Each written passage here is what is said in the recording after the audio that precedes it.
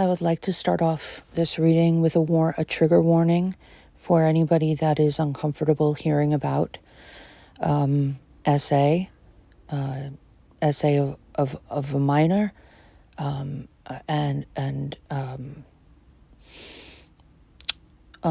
long, long durations of repeated CSA. There are certain souls that connect with me. There are a lot of different souls that connect with me, and some are just very, very clear and much easier to perceive, but also come in a lot stronger. Okay, and they communicate with me in such a way that it has to come out, and it has to come first. So I did put out a poll asking which of these children you would like me to channel, and Summer Wells was the highest vote out of 53. And here's the thing, I've been trying to talk to Summer, and I cannot get a lot of clear messaging from her. But who is here and has remained patient has been Madelaine. And I've been speaking on and off with Madelaine for 2 weeks. And she's given me information, and I have recorded many of those sessions. But today I'm going to give you what is now probably the most detailed and specific. So this is what Madelaine is showing me. So okay. So she's talking about Stephen Stearns. And if you guys don't know the case, go just watch a breakdown of beginning to end what happened. Madeline Soto is a 13-year-old girl who went missing on February 26th, 2024 from she was being dropped off at school by her mother's boyfriend, Stephen Stearns, and she never made it to school that day. So there starts the investigation. So we come to find out a little bit more about this man, Stephen Stearns, and his role, and when he came into the picture, when he started dating her mother, Jennifer, and it turns out that the police discovered a lot of CP on his phone that he tried to he hit factory reset on, but all of his stuff got stored in the cloud and Google, and the cops have a lot of different ways of getting that information. So that is what happened. And they have a lot of solid evidence of him taking her to school rather hours before she even needed to be there. And there's CCTV of her in the front seat, though it's not been released to the public. It's only been described, and they believe her to have been deceased in the car. And shortly after she went missing, they found her unalive body in on a road that's kind of more rural, I guess, in a rural area that is of St. Cloud in Florida, and she was deceased. So I don't have the exact date of when that happened, but it wasn't too long after she went missing and was reported missing. Now, what she's showing me is that she's confirming that the moment that Stephen Stearns came into her life, into their life, it was a big, huge tower moment for her. this is because she did live, kind of like, she's showing me all the parental figures she had, like an aunt and grandparents and friends of her mom's and things like that. And so to me, it seemed a very feminine-oriented gathering. That's what she's showing me in my head. There's a lot of female energy around her. But she's saying that from a very early age, even though she had that support, she's showing me that from a very early age, she learned that she needed to prioritize her mother's feelings and emotions because her mother was dysregulated and mentally ill.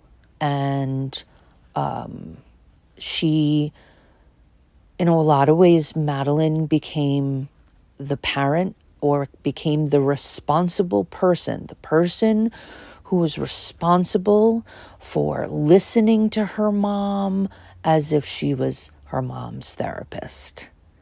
So just, yeah, like that was there always. So she learned from a very early age that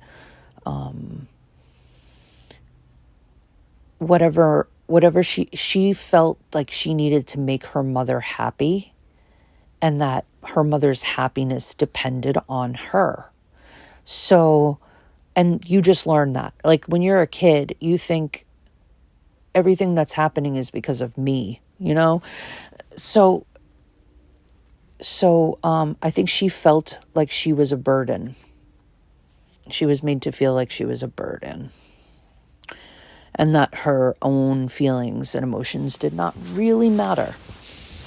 And how she was feeling didn't really matter. And it's not like she could talk about it because her mother, sopped up all of that. There was no room for Madeleine to have a feeling. So, and I'm going to talk about the maternal ancestral trauma and cycles of abuse at the end here. But right now she's talking about how when Stephen Stearns came into their lives, it was a tower moment. Her life crumbled from that point, little by little. And that she had to that he started to hurt her immediately. She told me that the first time that it happened was actually when it was like they might not have been on a tropical vacation, right? But she's showing me like a beach somewhere like tropical, and I know they live in Florida, so this could have very well been like maybe some kind of like resort or like a place where you could swim, like pools, but also the ocean. And that's when it began, and that's when she knew she was in danger. So she carried this burden and kept quiet about it because she knew that she knew her mother was happy with this person. And so since she learned from an early age that her mother's happiness is top priority, she couldn't ruin that. So she carries this burden, and she carried the burden in order to keep her mother happy.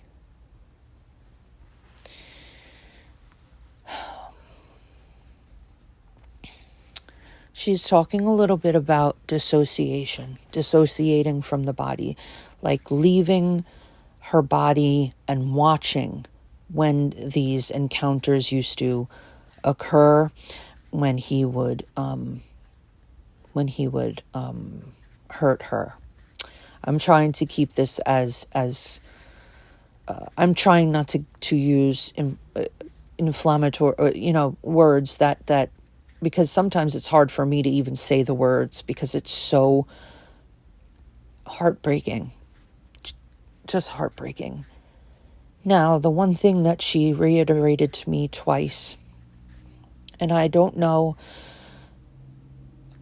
if this will come out before the trial, but she was pregnant at the time that she was unalived.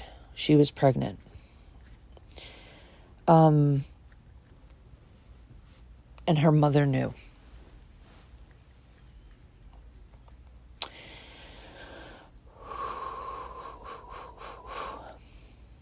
Her mother hated Madeleine because of that. And also because her mother was in competition with Madeleine.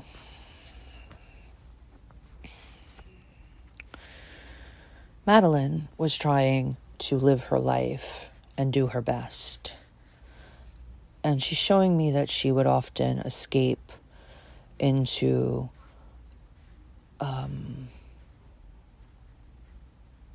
these different worlds of imagination. And she would dream of a better life for herself. And at the same time, even though she was reaching up for help, it was too far gone and too far away.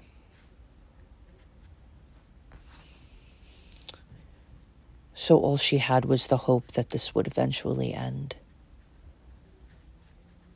She was never taken seriously by her own mother, so I understand why this little girl didn't turn to anybody else. Because she was conditioned to believe that nobody would ever hear her anyway. So why even talk? He was obsessed with her. Now, this is beyond disgusting. It was to the point where, oh my God, from morning to night, she felt sick to her stomach. From morning to night, she was scared. She didn't know what to expect. Okay.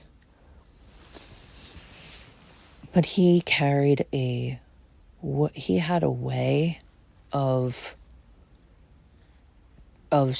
like, okay, I hate to say it like this, but he had a way of coaxing or grooming her that, you know, he got his way every time. One of the things that she says is that the perversion. So the way that it started was that like it didn't start out that he like stole into her room one night and like started it like full force. It was a grooming process. But what these kinds of people often do, and what he did to her, was that he would just come out of the shower and know she was there in the other room, and he would just walk into that other room and act as if he was getting something, and he would be completely naked. And the mother would be there too sometimes, you know? And so it became normal for that behavior, for him to essentially flash her. And it started like that, and it's disgusting.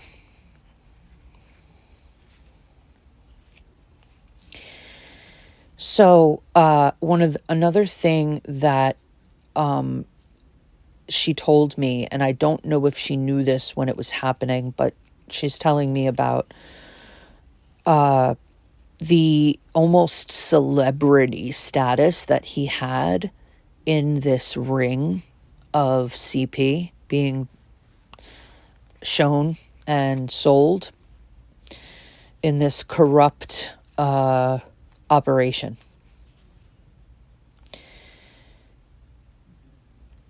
Okay, so there was a lot of that going on. There's there's definitely a trail to other people involved in a ring, but it is a very large ring, and I would not be surprised if it involves some government officials, allegedly. Yeah. Her mental health went through a decline at some point shortly after the stuff began, where he was hurting her, and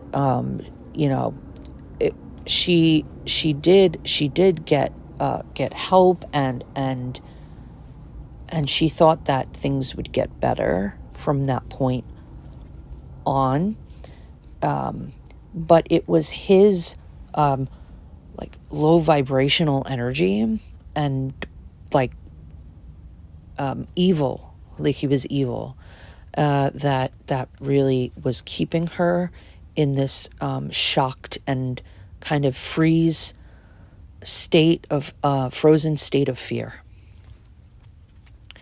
without any she just like, she didn't have any patterns to follow. He was in and out all the time, so she didn't know how to gauge when it was going to happen.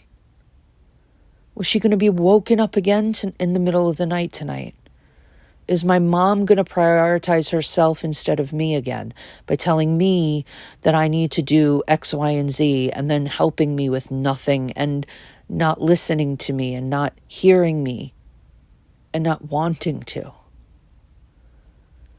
Low vibrational. So they got him on this fraudulent cyber crime. He was in a digital cyber ring, and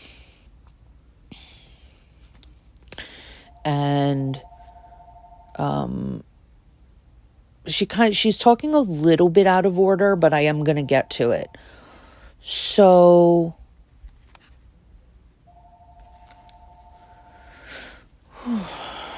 all she wanted in her life was to be creative. She had a love of colors, so vibrant. She loved nature, and she particularly loved animals, and she had such an artistic and creative streak in her. Also music rings pretty strongly with her. She was good at music. I don't know if she played an instrument or sang, but music. She held on to those little things. The escape to school every day where she could learn, even if it was just for a moment. Even, she had a very hard time focusing on learning, but at least she was surrounded by safety, which most kids are kind of a little afraid of to go to school because they're around strangers. Their family is their comfort, but it was the opposite for her. So I'm going to talk about her transition last, but the obsessed father figure was an emotional manipulator, a masterful one. And her mother really became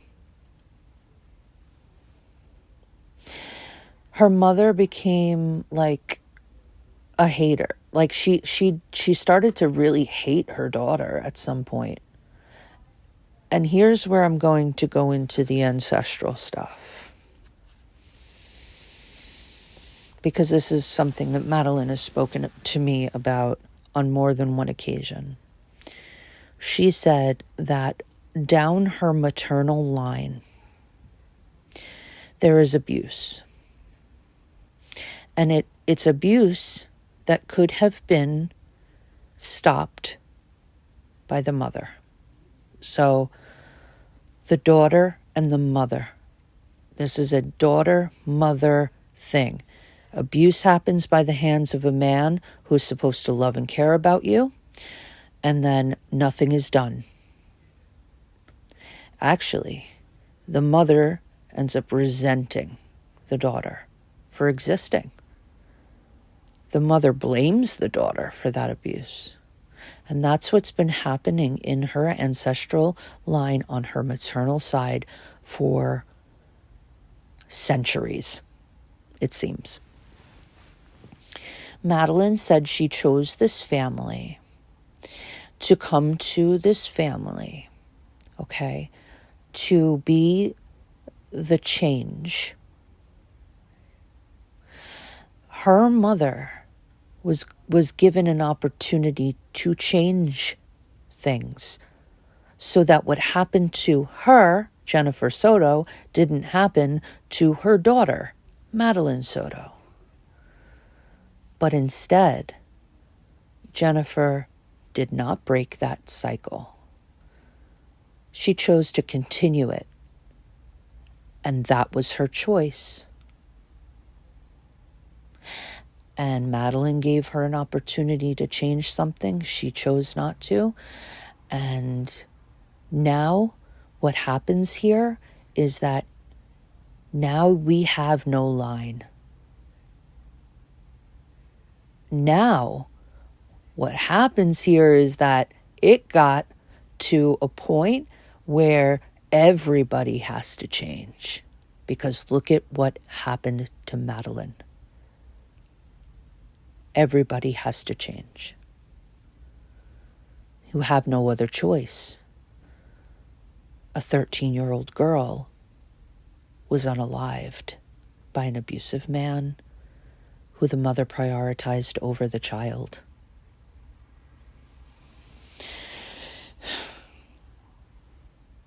So, since that didn't happen, since that didn't happen, her death is the thing that's going to teach them all to change. Okay, so the abuse started when she was very young. It started on some kind of vacation or some kind of beach resort thing. Could have been there in Florida.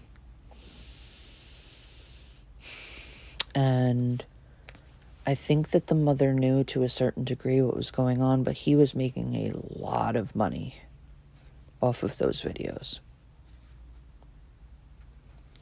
All of this was avoidable had any adult listened to Madelaine, read between the lines, cared enough to look at this child and say, she's bleeding. We just have to look closely because she's scared to say something. She kept it a secret. She did tell her grandmother. She told her enough. Her grandmother could have done something. Her grandmother tried to speak to Jen about it, and Jen convinced the grandmother that Madelaine got it wrong. This was just something she made up. Go back, like you're looking at the wrong person, kind of like how Jen was when the police were pointing the finger at Stefan. You've got the wrong guy. Prioritizing the boyfriend over the daughter. The relationship over the daughter. Hidden network, a lot of things happened on that private property. Well, she's talking about no unauthorized persons past this point. So I think she's talking about where they found her on the private property. Supplier. He was a supplier. Yep. Yep. Some deep state of revenge here. But ultimately she's giving me metaphors like this was a huge underground tunnel of perverted men, and some women even, a tunnel underground, and ultimately the collapse of that. So she is telling me that law enforcement is following that paper trail, and they are going to, she just gave me a little tap, is going to be connecting all of the dots. Okay, so these people all over, not just in the United States, but all over. Yep. Pattern, repetition, it kept happening. He kept filming. He was making a lot of money off of it. And, yeah, it's just so much digital evidence of, he even had these meetings. Ugh. Yeah. This is stuff I don't even want to look at. It's difficult for me to even look at any of this, but I have to, she has her story to tell, and I'm going to tell it.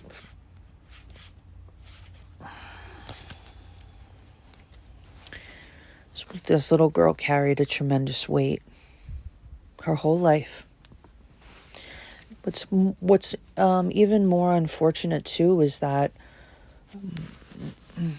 her biological father lived in Texas, and so she only saw him and his wife, which would be her stepmother, like maybe a few times a year. I don't even know if that. And I want to believe in my heart that she at least had those people that loved her, that truly made her a priority. Yeah, I just needed to talk to let Madelaine talk today. I will continue on trying to piece together what Summer is telling me, but right now it really needed to just be Maddie, and I wanted to take care of her and to give her an opportunity to give her truth. One thing that she said that she can't really tell for sure is whether or not because he is going to be found guilty, but whether or not he's going to be spending his life in prison or if he's going to get the death penalty. And she kind of leaned more towards, unfortunately, him getting life. That's the most likely outcome. So, but we pray that it might go the other way. Anything is possible. Free will can change a lot of things. So we keep praying for Maddie and for her to finally get the justice she deserves. And I know she's going to be there at the trial every step of the way. And, she's one brave little girl. I'm going to tell you right now, I have chills all over my body. She is beautiful. She is beautiful. And she's happy. She has ascended. Yep, she has ascended. That means that she's not earthbound. She is on the other side in the fifth dimension. And she's talking about her being she's like a celestial part of like, she's a star in the sky, kind of like shooting stars. Like she's really into that. I don't know if that was like something she enjoyed in life, but yeah, she really is such an she's still creating, and she's happy now. She's not unhappy. she's happy. She knows that her life and her, and as short as it was, is going to be marked as a learning experience for so many people. And that's something that she wants to let everybody know, that my life, okay, is about teaching other people what to look out for and how to care properly for their children and how to sense and use your intuition when you're interacting with anybody and allowing them into your home around your children, and how to start practicing self-love before you even start having children. Because if you're going to bring a child into this world and you don't, and you're an emotional and mental mess, that, straight off the bat, that child's not going to get what she needs or he needs or they need. So I just wanted to say how thankful I am to Maddie for coming through and for speaking with me and for allowing this to occur, for allowing me to put this out for other people to hear and to learn from. So I just want to say that, and thank you guys so much for listening. I am sending you all so much love now and always. Take care of yourselves, take care of each other, and be kind.